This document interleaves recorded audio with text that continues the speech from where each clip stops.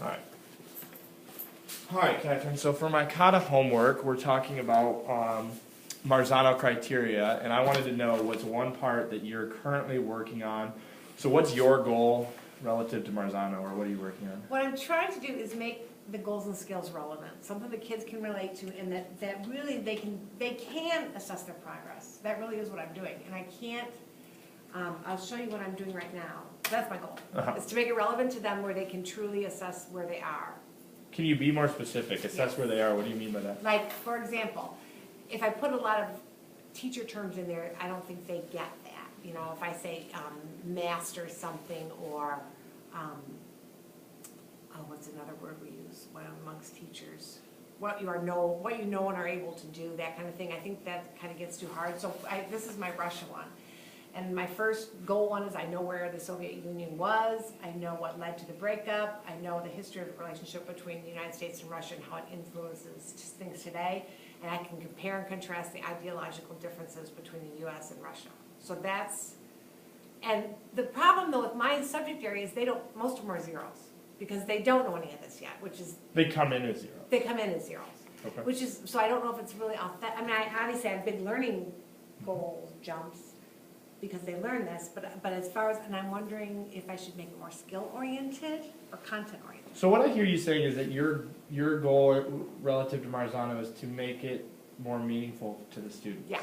How will you know that you've achieved that goal?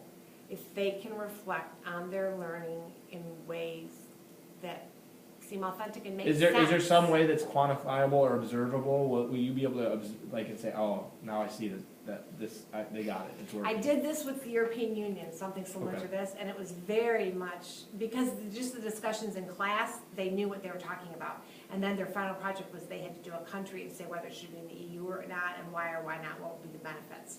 And that, I felt like was measurable. So where are you at right now in doing that? I mean, on a scale? I think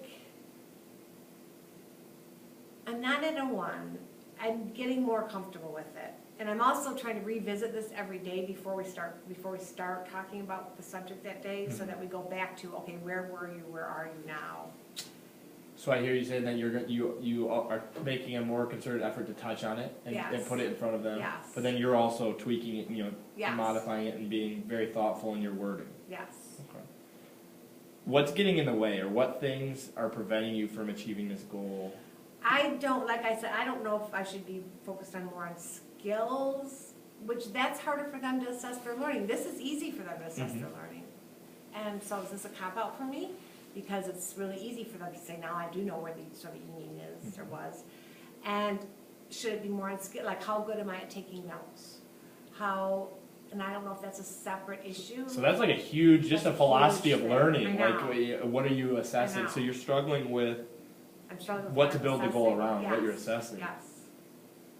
And I'm kind of assessing both things, really, because they have to know, I want them to know this kind of content just to be a global citizen. So is that something you can control, what you assess? Or do you have restrictions beyond your control? No, I think I can control what I assess. So it's your call. Yeah. I think So what's one thing you could do tomorrow to work towards overcoming that?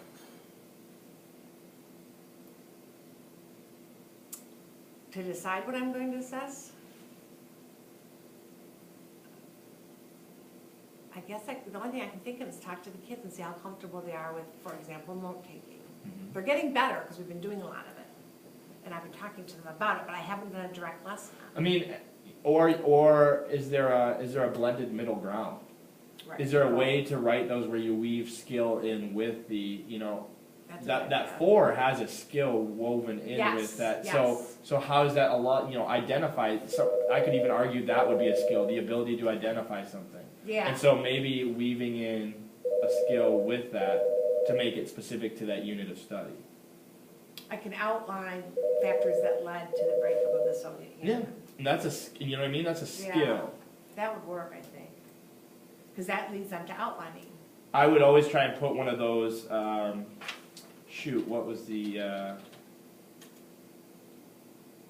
hierarchy of thinking? Oh, I know what you mean. I would always put one of those Yeah. verbs in there, or Yeah. one of those words. Bloom's. Yeah, Bloom's taxonomy. I would use that in building your scale, and that might help you That's a good idea. move more towards that. Yeah, that's a good idea, because the compare and contrast is on there. So when can we check back? I mean, when will you think that you'll have, what's a reasonable amount of time to check back? Is it a unit? Is it a, This unit, I think. when will this unit be done? Probably 3 weeks, maybe 4 weeks, because it's pretty. So that's a long time. Yeah. Is there a way we can do a check in Yes. between the units? Because they should know most of this before that, because Okay. I'm going to Ukraine after this, and that's the end of the unit, Ukraine. Okay. But yeah, like in 2 weeks. Okay. Okay, that'd be awesome, actually, Great. really. Yeah. Jack Siegel's coming back, I told you,